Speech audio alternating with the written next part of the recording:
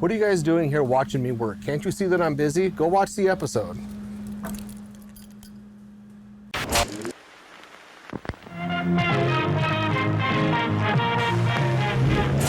They're coming to get you, Barbara.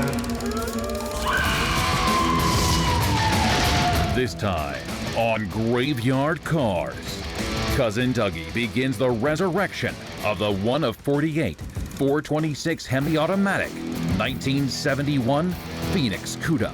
I think we can restore this car. I'm very optimistic about this one. George is eager to begin cutting metal on Tony D'Agostino's 1970 Challenger. But first, he needs permission from Mark. Tony is what we refer to in the business as a lunatic. Finally, Will and Allysa dust off in detail the 392 Hemi 1971 SEMA Cuda in preparation for the 2018 Cruise at the Creek Car Show. Allysa and I, we're one. We're like peanut butter and jelly. We're not gonna have any issues. You're a joke. In Springfield, Oregon, Mark Warman, together with his skilled ghouls, It has been established that the unburied dead are coming back to life. bring classic Mopar muscle cars back from the dead to look like they did the moment they left the factory floor. Because of the obvious threat, this station will remain on the air day and night.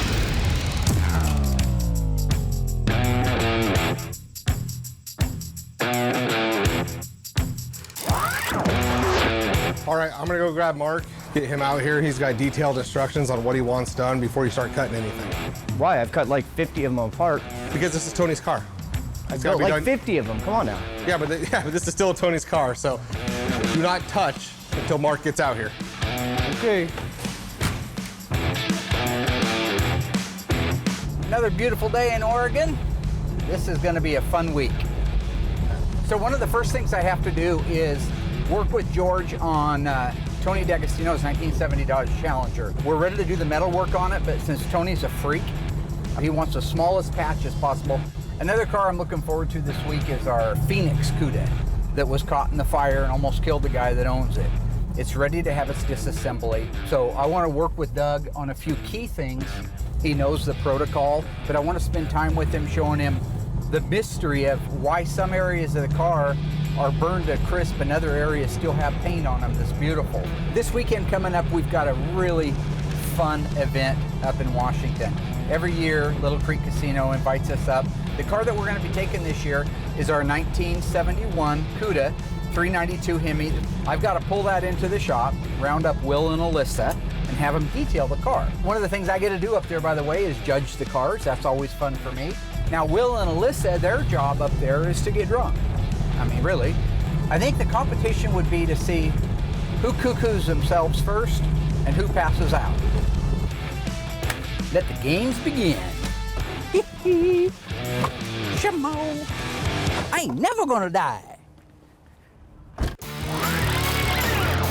Before you go, don't leave me hanging on like a yo-yo. That's not how the song goes, Mark. That's how the song goes exactly. It's also listening to another one. Little Willie Willie won't go home. I'll go home when you get this done. Curious George. I told him to wait for you. This is Tony D'Agostino's car, and Tony is what we refer to in the business as a lunatic. So, while I admit he knows more than most people will ever know More than about you. these cars, he doesn't know more than me. Doesn't know more than me. Okay, you know, I'm not even doing it. Yeah, He don't does. do it. No, he's a very knowledgeable Mopar He's smarter guy. than There's me no- when it comes to Mopars, He's and not that's smarter okay. than me when it comes to That's Mopars. fine. Well, we've had two contests and I've won them both, so. Tony D'Agostino would like to inform you that Mark the Iceman Warman is incorrect. There was in fact only one official Mopar knowledge contest, and it was not won by Mark Cool Runs Warman. In point of fact, the contest was won by Stan the Man Lynch in what Tony calls, quote, a freak incident of dumb, stupid luck. It was a series of unfortunate technicalities that involved an Italian sports car and a ketchup sandwich. P.S. I don't eat that many Philly cheesesteaks. End quote. We now return you to the feature presentation. The name of the game is we want to keep as much original sheet metal on the car as humanly possible. It's a survivor body type car, meaning there's no rust. It was a California peach, man. It was just a beautiful car. So when I'm talking about a California car, most of the time, what I'm referring to is the fact that it was born and raised in California. And so what that means in the car community is that's a fairly dry state. So there's a very good chance when I'm saying I got a 70 Cuda, it's a California car, it means that the body is in mint condition, that there's no rust like Tony D'Agostino's 1970 Challenger. It spent its entire life in Southern California, so it's very minimal rust. So where we normally would just start putting full panels on because it's faster and it doesn't matter because the rest of the car is a pile of poo-poo, this one's a really nice car. So I promised Tony that I would be involved in whatever panels get replaced, okay? So we just have that mentality.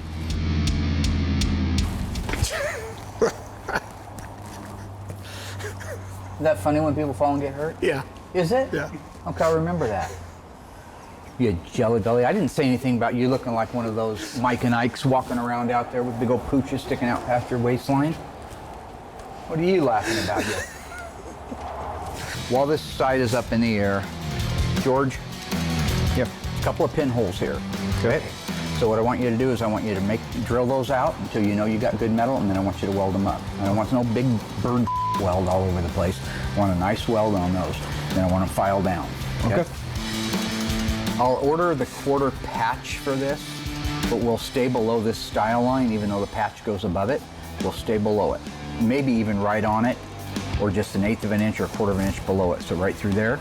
So we'll dissect this off. That's going to leave us the trunk floor extension, which is also full of holes. So we're going to replace it. One-piece trunk floor from AMD.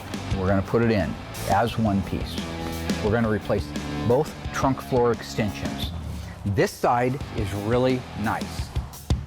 The way we're going to get a one-piece trunk floor in there is we're going to sacrifice the Dutchman panel. Reason being, it's rotten up in here. So you drill the spot welds out, sacrificing the Dutchman, leaving the quarter really nice. So when I go back in there and I see where you pinched it together and spot welded it, the quarter part, the flange, it's nice. It never got hurt, remember? You're sacrificing that part to do it. Then save this part because we want to be able to mark all the holes for the vinyl top. Okay, no problem. On the floor itself, we've got a little bit of Swiss cheese going on here, okay? So if I hold the light, you can see it real well.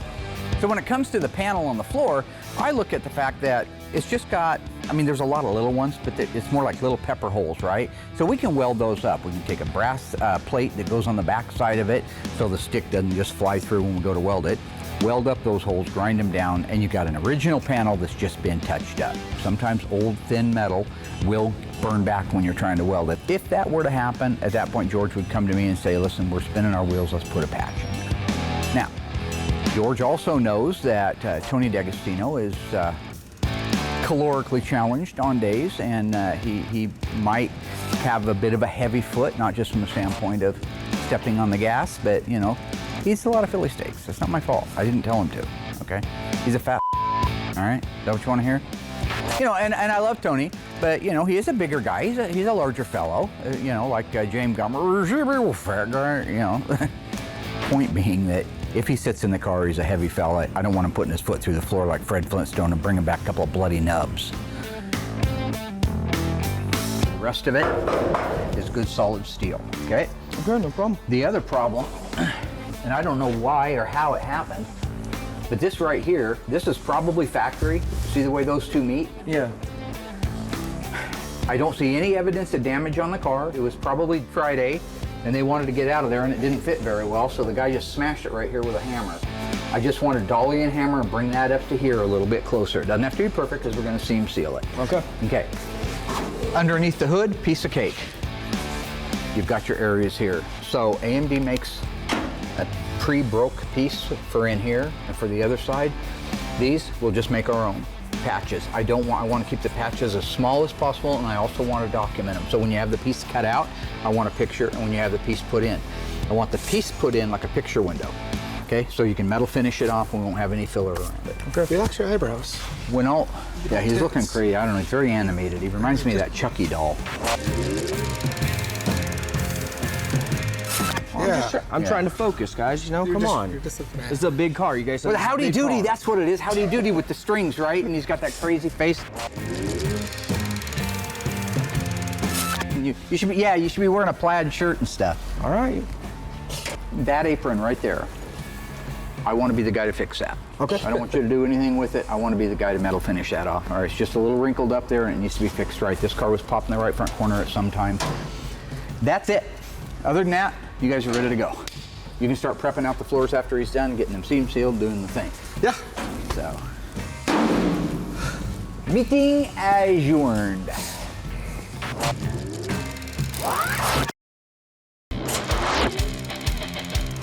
This 1971 Dodge Charger RT is our corpse of the week. Now, the 71 Charger was the first of the third generation Chargers. Some people love them, some people hate them. I personally think they're pretty cool. You could get a 440 Magnum, that was standard. You could order a 446 pack or a 426 Hemi. Now for me, I would love to see this car in top banana yellow with a black top, a black stripe, a 440 Magnum, and a 4-speed transmission. Just for the record, on this beautiful little car dressed out like that, they made 332 of those. So if you're lucky enough to have one of those, you definitely have a corpse of the week.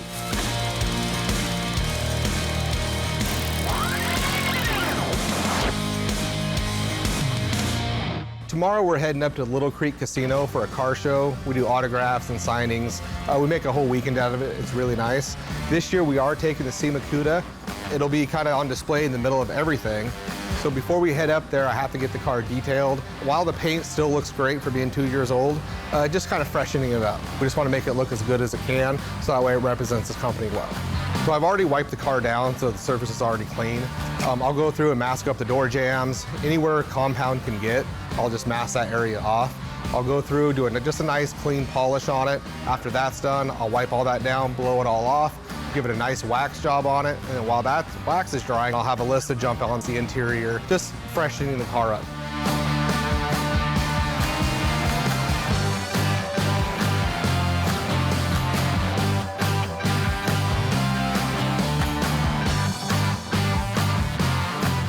Hey, look who decided to show up today. Hey, good morning.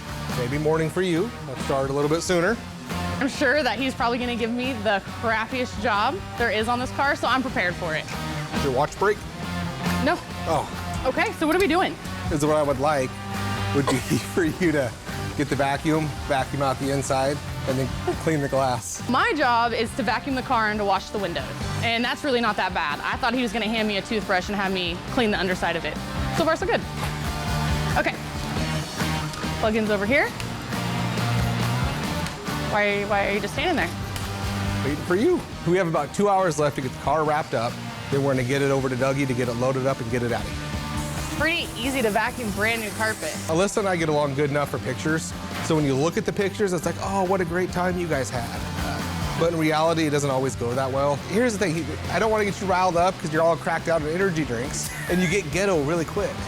Oh my God. No, but I just... You know, Will likes to say that I get drunk a lot there just because he's insecure with the fact that he knows he gets drunk there and my dad sees him.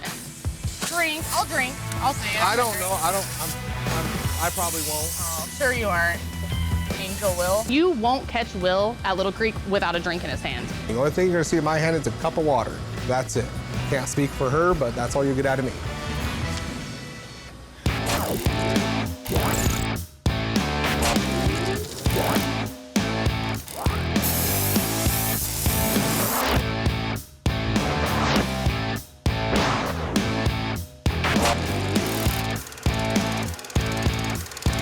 Looks pretty good. Okay. The car came out great. I didn't have a ton for Allysa to do because she showed up late, so I kind of had to do most of it. But the paint looks good, the inside looks good. We're ready to hit Little Creek. She's ready to get drunk. It's gonna be a good time. Okay, so the next step for this car is we're gonna put it in the trailer, then we're gonna hook it up to the rollback, and Doug is gonna tow it up to Little Creek.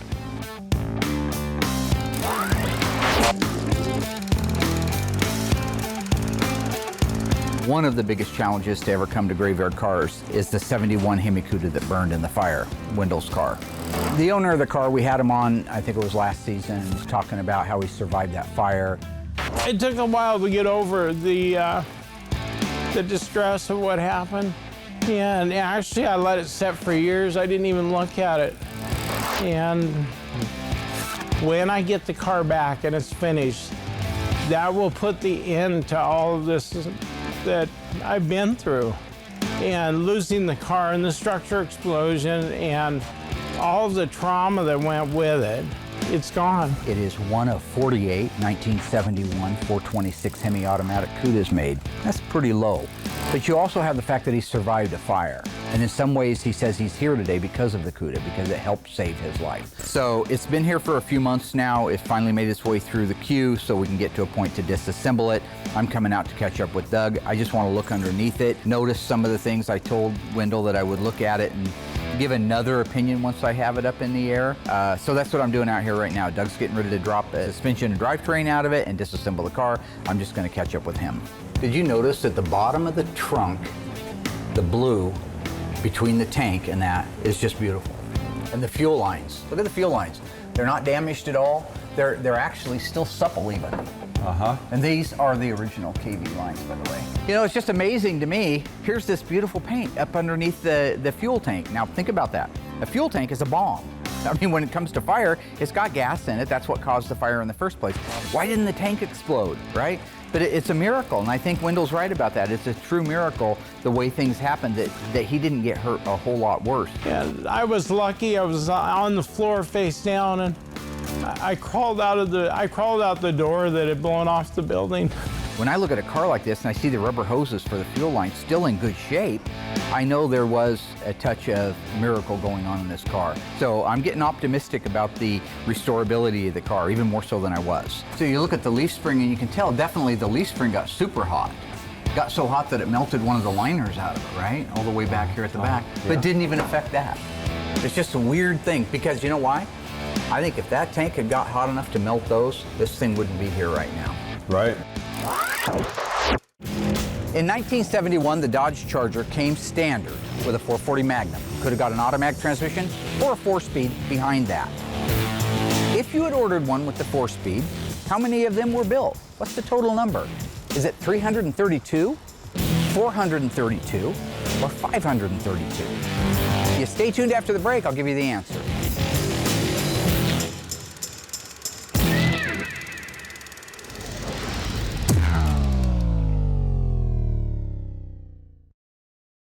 All right, my ghoulish friends, how did you do on that one?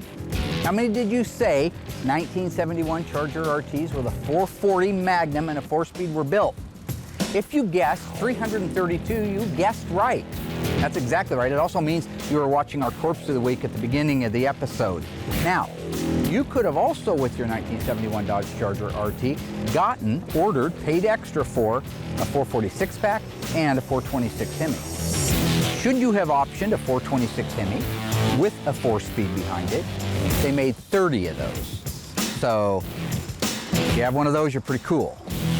You guys keep the camera on me while I walk off like I said something really important. And don't add the part about I said something really important.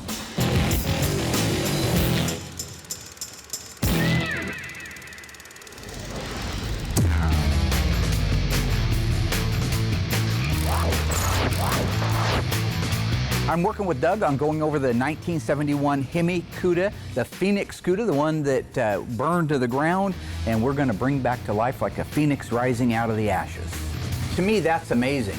As you work your way forward, you can tell the exhaust has definitely gotten hot. It's got that look like it's been hot and then cooled back down again. All of this stuff is rusty through here. But even look at the undercoating. So this is a factory undercoating car, right? Look at this.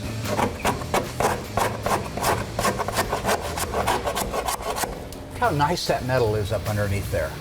And solid. Wow. I mean, that's crazy. Yeah. That's what I think when it comes back, it's going to be in really nice shape. Again, why didn't the undercoating burn off of these things? Why didn't it melt and blow up? Wasn't meant to be. You know, I grew up with Doug, so I know how his brain computes things to a certain degree. He's a thinker. He's a deep thinker. But not always do you realize that when you get that glazed over look as he's staring at you, that he's actually thinking. I think there are times where he just kind of, the circuit breaks, you know? You ever blown a fuse in a house, everything goes dark? I think there's times where that's what's happening with him. But soon somebody kicks the breaker back on and he's got his answer for you. One of the craziest things is the torsion bar. You saw that already? Yeah. Look at that. Here's this heat so hot on a torsion bar, and if anybody's ever held a torsion bar in their hand, they know it's solid steel, right? It got so hot that while under a load, the heat caused it to just shear, literally shear in half. I mean, that's an interesting anomaly when you go to the back and you got a fuel tank with all the fuel lines still in place and the fact that the tank didn't explode. It's crazy. It is. I think we can restore this car. I'm very optimistic about this one. I've been working on this a little bit last night, and most of the fasteners are coming off very easily. Which you'd think they'd just be fried into place. Yeah. Just absolutely crazy. But the rest of it, like I say, this looks better than 99% of the cars that are rusty out back. So while it does, a picture's worth 1,000 words at the same time, you can't judge the book by its cover. Take a look at this. This was cool. Talking about heat. These things tear, brand new ones tear if we install them. Yeah. If you don't hold your tongue just right, they rip, all right? But yet, these haven't even melted. The grease isn't burned off, but hot enough here. To break a torsion It's bar. just the weirdest thing I've seen. Even look up in here. You can still see the remnants of the plastic. That's all the things that would melt did melt right there. But yet under here, just a foot away, nothing. So really it's at a point now where I can cut Doug loose to go ahead and finish disassembling it. We're gonna record some of the things that are coming off it, some of the more important things, so that you can see how they came out and what condition the raw organic appearance of them is. So we're talking about bringing a car back to life with an owner who is emotionally really attached to the car. And we've had a few of them like that. This car will mean something to Wendell for the rest of his life. One of the first things we have to do is get it raised up in the air, get all the fluids out of it. Once the fluids are out, we can begin the disassembly and inventorying of the car. After that, he will lower it back down on the ground, roll it forward. That's when he can pull all the things off, like the fenders, doors, hood, deck lid, tail lights, grill, lower valance, bumpers, anything left on that car to keep it from just being a shell on the outside, he can do right there. And he can drop the rear end out of it, the front suspension, take all the fuel lines, brake lines, the rest of the pieces that bolt onto the unibody, he can get them out of there. When he's done, he'll have an empty shell, albeit a burned up empty shell, that we can send off to the metal dipper, have the body cleaned, then we can reassess exactly what we're gonna have to replace and what we're not.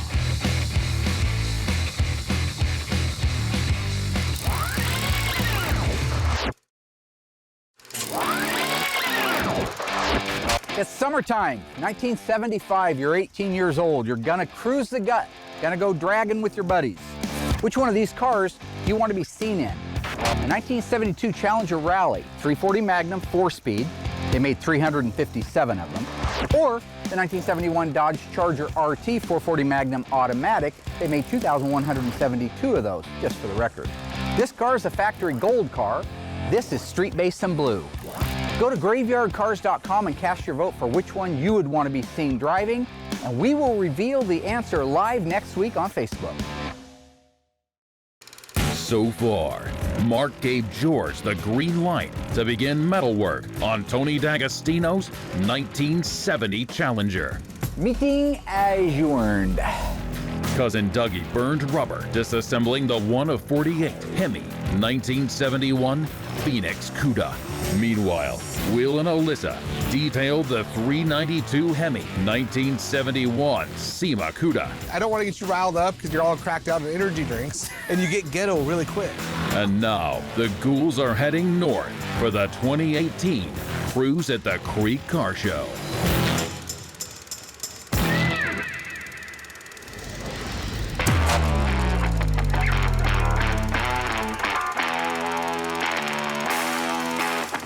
We're up in Shelton, Washington right now at the Cruise the Creek Car Show, and it's just such a blast to come up here. We come up every year now. I think this is our 3rd year. Yeah, it's awesome because we started this like 3 years ago, and we had a lot of fans here, but each year it just doubles in size. So seeing how much love we get on the West Coast is always a good thing.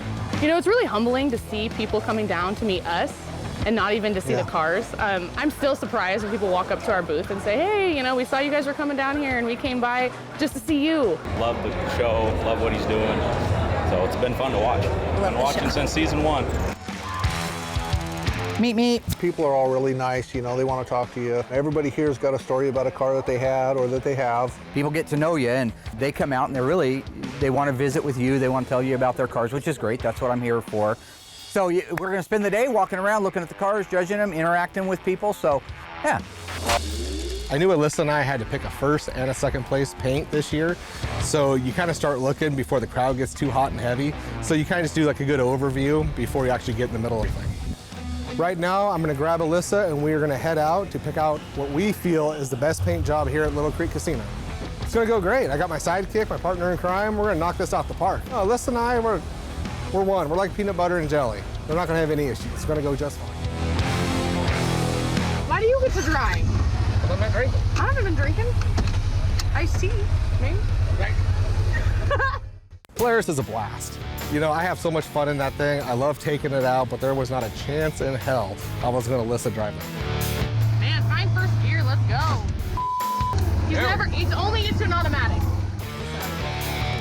Yes, it started at 6 a.m. though. I wanted to make sure I had enough energy. You started early. I did. I'm not a morning person at all. A couple hours into our day, you know, she was getting a little happier, a little more spunky. So I'm sure it was just the nerves were calm finally. I don't know why.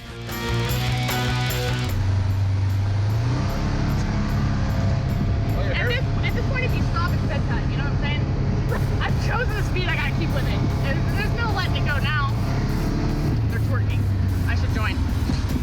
But it's always a challenge. Woo! You know, it's constant bickering and picking on each other. I'm what? You're a joke. I'm a joke.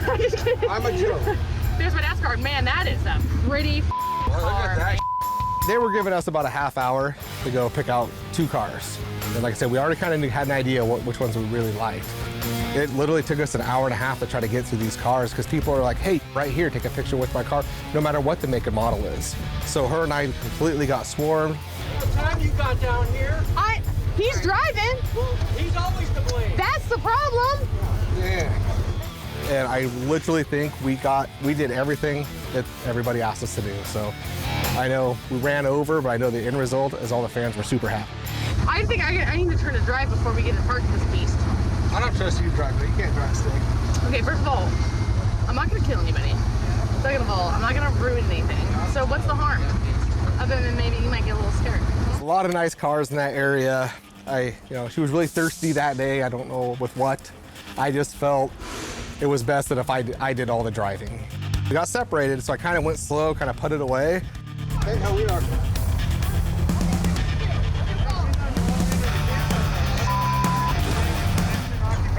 Honestly,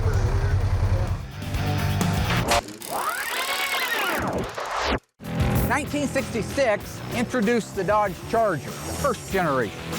1974, it said goodbye to the last of the generation, the third generation. True or false? The very first year for the third generation Dodge Charger was 1972. You stay tuned, and after the break, I'll give you the answer.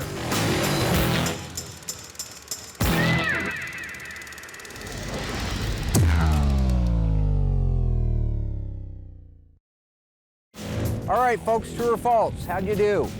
1972, was it the first year for the third generation Charger? No. No, if you were watching the Corpse of the Week, you would know that 1971 was the first year. You're going to want to watch those in the beginning of the episode so you can answer the questions through the episode. It's called learning.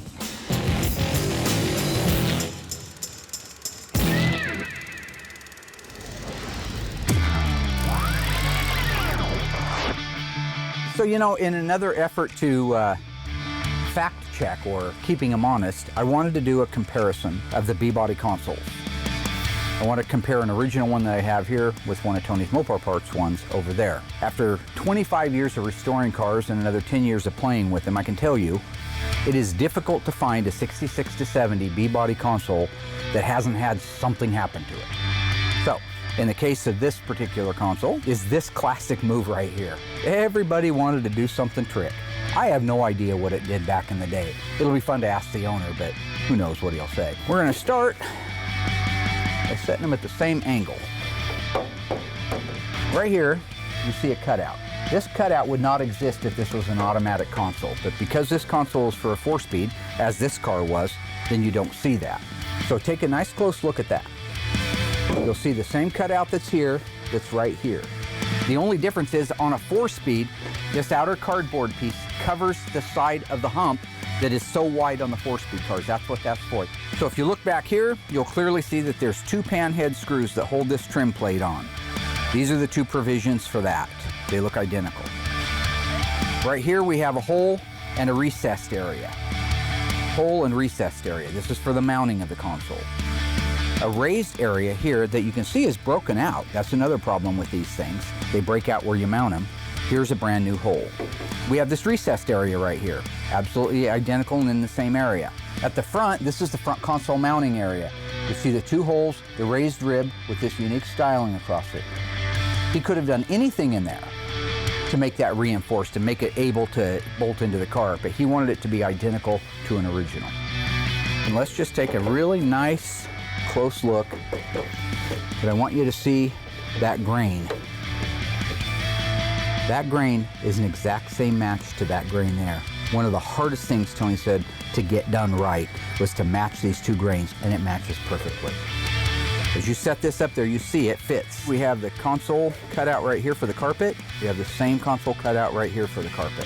Here you have your console lights that come on when you open the door. Same provision up here as you have down there. So right here, you basically have an identical console. This is what you would have ordered from Chrysler in 1970 if you busted your original one or somebody stole it or whatever happened to it. You would have got one just like this.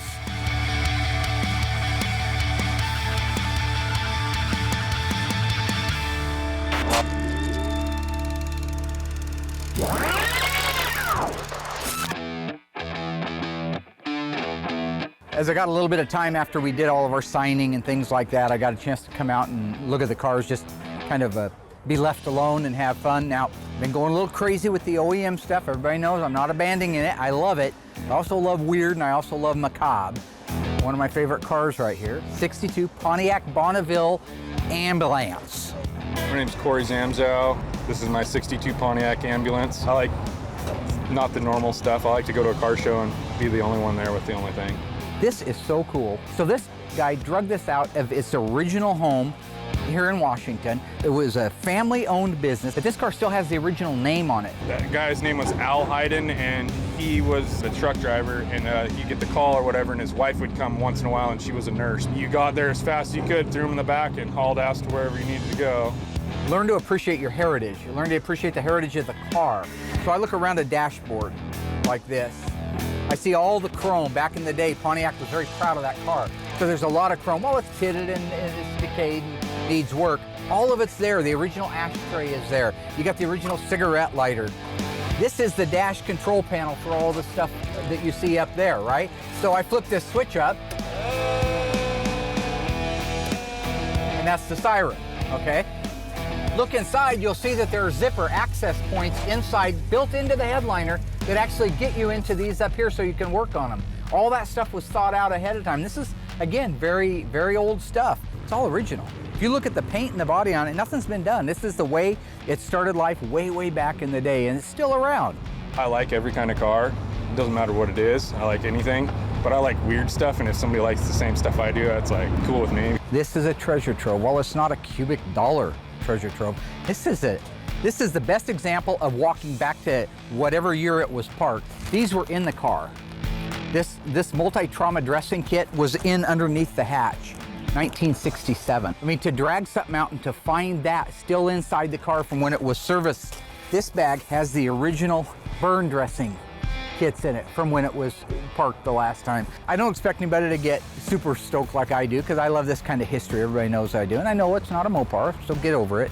It's a neat car, and it's a neat piece of our history, just like so many of these cars. People come up to me in this show all day long saying, I'm not a Mopar guy, I'm a Ford guy, but I love your show, I love what you're doing, you're trying to teach you. It sounds like we're getting the message across to appreciate these cars. And a lot of people have done it long before I ever came around.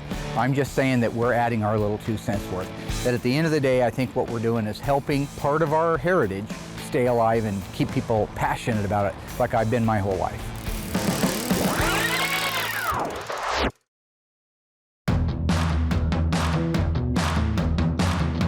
Went as good as it to be expected. Beautiful cars out here, tons of people, so we got to stop, do autographs, do pictures, get pictures next to the cars. But I lost my co-pilot, so he lost his co-pilot because he left. Co-pilot. She's not happy right now. What happened? Okay, first of all, Will left me. I got out of the car to get pictures for people. Yeah. People asked me for pictures, and I was nice enough to stop. And then I look around, and Will's nowhere to be seen. Then we get out here, and I have to find you, and you make me go halfway across the resort because you didn't play a little joke like, oh, I'm just kidding, I'm leaving you, let me go around the corner. No. You go the full mile. The producer called. Our producer called, said you got to get back. I had to walk here. I hate you. Hate's a strong word. Don't have hate in your heart. And I mean it. I mean it so much. It'll buff out. Should've buffed. That hate will buff out. Will it? Anyways, so we picked a car. Yeah. And we're good to go now. Did we? We picked a car? The Firebird that I picked was just a gorgeous car. It was very well done, very meticulous. It was a resto mod, so it had all the new upgrades in it. My dad's gonna give you that it's not a Mopar. I picked a Chevy last year. Just the little details. They got rid of the wipers completely. Now, I get it, but these cars aren't driven in the rain, but it gives a sleeker look. They got rid of the drip rail gutters that run along the side. Just little details like that they got rid of that just makes the car look really clean. The paint was beautiful, top to bottom. It was just a very sanitary job on that from start to finish on the car. Color always catches my eye, but it's also got to fit the car. Somebody might have a paint job, but if it's on a Pinto, it just doesn't work. So I always like to find a good combination of what's classy but yet stands out on that vehicle. Yeah, the Firebird was a clear winner. Like I said, it was done great. Allysa agreed. Will chose a Firebird. Obviously, I had no choice in that. That was totally a Will choice. I got to meet the guy that did the car and meet the guy that owned the car. So that was kind of cool to have both guys there because the guy that restored the car had a car sitting right next to it. But it was cool to meet both of them. Yeah, it's a pretty car. I know I was looking at it last night from my motel room. Yeah.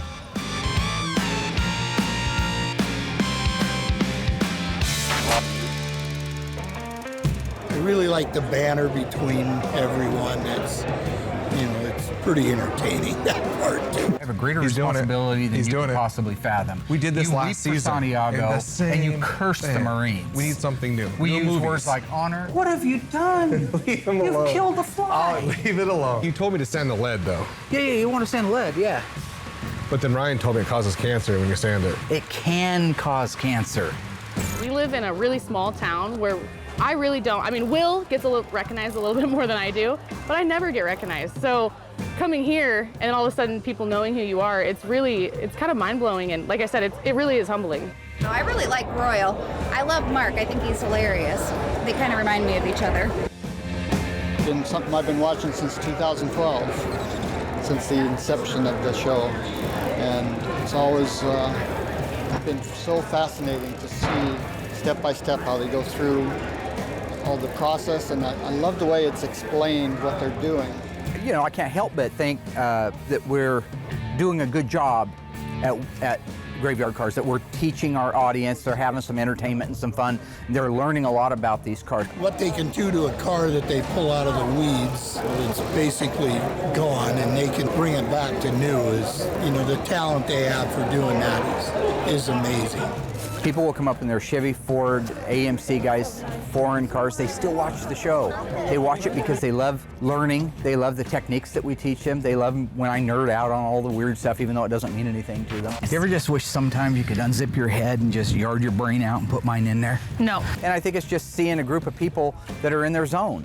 I think everybody wants to see somebody specialized and good at what they do. I think that has attributed to our really big success. Especially now in season 10, it's unbelievable how many Mopars are here, how many people are here. It's pretty amazing. I mean, we're on the grind from a day-to-day basis, and sometimes it can get a little monotonous for us at the shop because we got a lot of pressure, there's a lot of stuff that needs to be done. But then we get out here and we see how much everybody loves what we do and appreciates it and supports it, and it's kind of a refresher for us. I don't even. It's really hard to think. Being famous, it doesn't compute really. Even still, after 7 years, it's getting. We get to get paid for what we love to do. It's a blast. It's humbling and it's awkward sometimes, right? There's a lot of people and they're looking for you for answers, and you don't get a lot of time for yourself. But at the end of the day, I enjoy what we have right now. I think that we've been blessed to have what we have, to grow the way we have, and so I'm just enjoying the ride.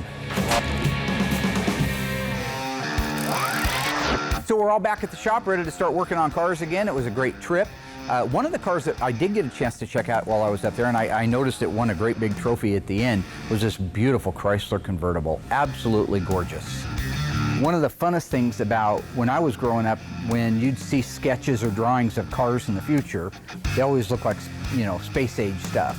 So they were trying to make cars back then have that space age look to them, like I guess what they anticipated it was going to be. So when you look at the Chrysler 300, you see the aviation style instrument panel, and that totally looks like it could be in a fighter jet. Taillights are the same way. I take a good close look at those things with I don't know if they look like the exhaust of a jet or something like that, sitting on top of those big, beautiful fins. The Continental kit, which is that deck lid where you see the raised up hump that looks like the spare tires right underneath it. Again, a lot of pride, a lot of craftsmanship. Go to the front bumper on that car, the front bumper and the grille. Absolutely a work of art. They're big, they weren't trying to save any money. Look at the steering wheel, kind of an odd shape, right? It's more square than it is round. Probably contour, probably comfort.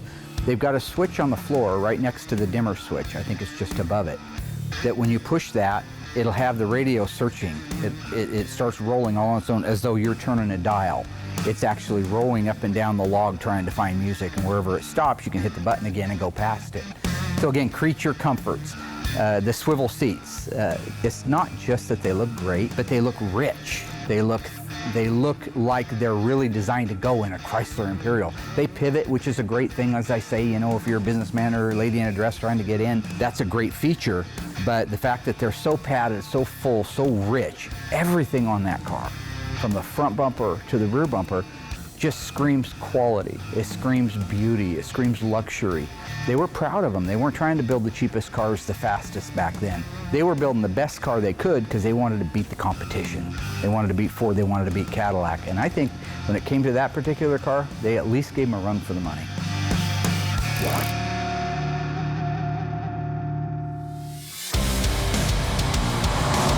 I believe that we had a very good week.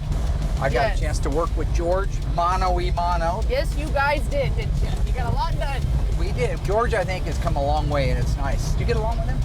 George, yeah. Everybody gets along with Georgie. George is a lover. Like George is seriously such a nice guy. He's got a heart of gold. Doesn't have a mean bone in his body, does he? Dougie and I had a great opportunity to work on the 1971 Cuda 426 semi-automatic. How many made? 2. 48. Disassembling that car. He did absolutely a phenomenal job on that. Oh, yeah. By the way, you and Will did a pretty good job detailing this little jewel right here. Turned out pretty nice. Okay, I have several questions to talk about Cruise of the Creek. Number one, why the constant drinking at these shows? What are you talking about? I'm talking about that every single time I saw you or Will, you had a drink in your hand. You started out not trying to hide it. Then nobody's that dehydrated. You get loud when you get drunk. Why do you hate that so much? Well, because you shouldn't be drunk out in public like that. It's fine. You ever dookie yourself out in public? Dad. It's a funny story. So my friend Jeff, he had been drinking all night. It was the next day, the next morning. He was walking by Fred and he ripped one apart, and he actually duked his pants. That's disgusting. And Fred passed out. Yeah, he got caught in the jet wash. I've never seen a grown man pass out from a fart, but I guess they can be toxic. Yeah, Royals told me a lot about yours. Mine are a lot more like an air freshener, sir. Huh?